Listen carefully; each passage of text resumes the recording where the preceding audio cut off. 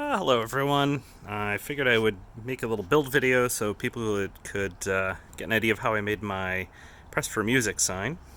So essentially, what's involved? Well, I've got a sign. I just got this made on one of those online sign companies. Um, Drilled a hole, put a button. So here's a hint for you.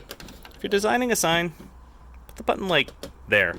Because now I'm going to have to build some sort of weird backing for this so that I can mount this on the signpost, because there's going to be a post behind the button.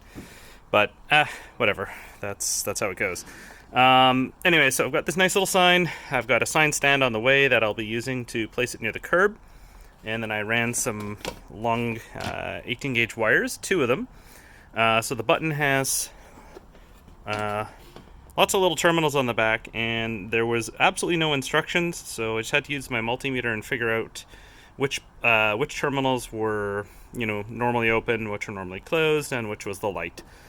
Really wasn't hard. Just look for continuity when you push the button and when you don't, and then basically what's left over is going to be the lights. And in fact, yeah, so if you can see there, the top and the bottom is the button, and then you'll see little stubs of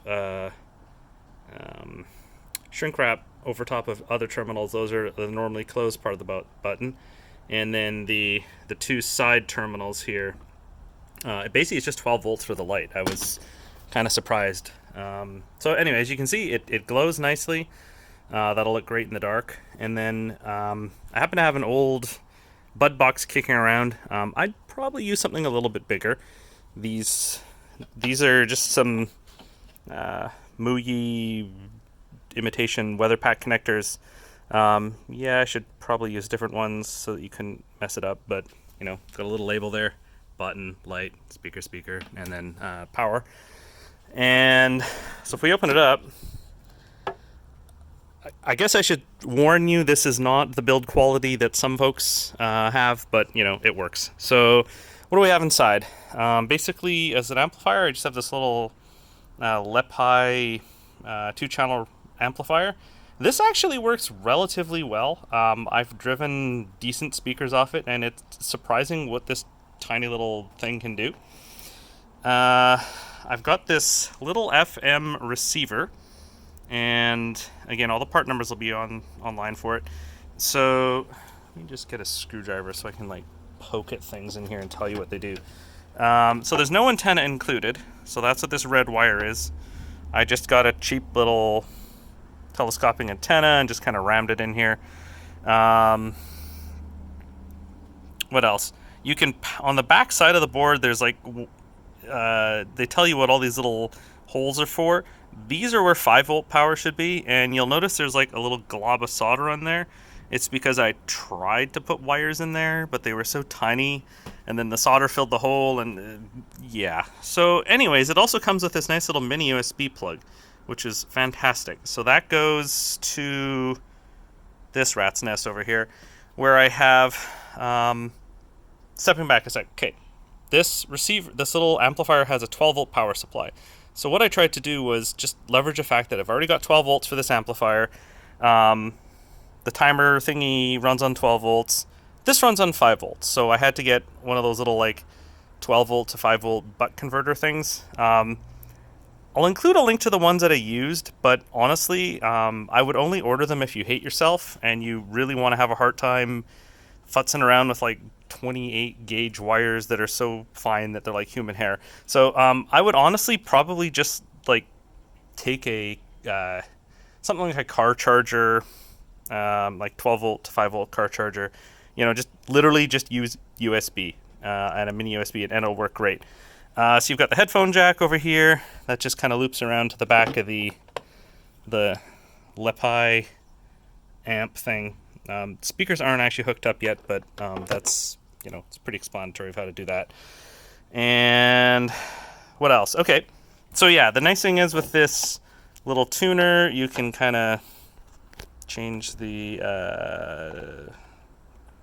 tuning. It will remember it when the power is off.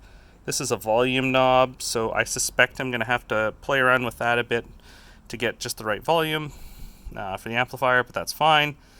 And then finally, the magic of it all is this little circuit down here. This is a D-Rock timer relay circuit. And this is one of those like things where, yeah, they literally just built an IC and a little screen and a circuit that it's a relay and it's a timer. And so how it works is there's 3 contacts here. So there's a normally open, and then like, you know, ground is the middle, and then a normally closed. But so these are the 2 wires from the button. So the idea is you button shorts these out. And the manual for this is actually okay-ish. It has a good diagram. Power is these 2 terminals. I literally just tapped off of the 12 volts from the power for this LePi receiver. And then over here, over here, you're gonna see there's this relay, and you can kind of see the indications on the top. It says normally closed, normally open. All I did was I just took power that would normally go to the receiver, not receiver, sorry, amplifier, and I just used this relay to turn on and off the 12 volt power to this amplifier. There's some neat functions that you can change in the programming for this. I've got it set to a 5-minute countdown, and P3 mode means if I push the button, so I'll do that. So you'll see, oh look, the receiver turned on. Why do I keep calling it a receiver? I think I'm used to like AVR receivers. Anyways, so the amplifier turned on. At this point, you'd be hearing music. And you can kind of see now there is a little flashy indicator of some sort.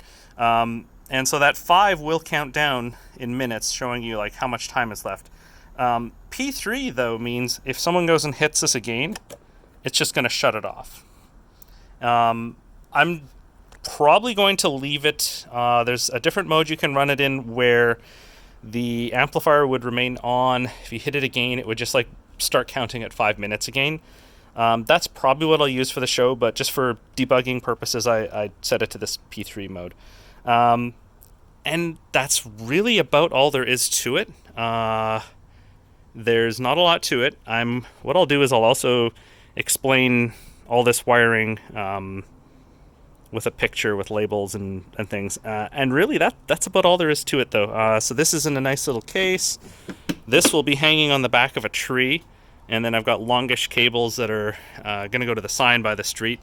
I don't know. I kind of thought maybe someone might want to like lift the box, take it away. I doubt it, but so yeah, there it is. This is my push for music sign.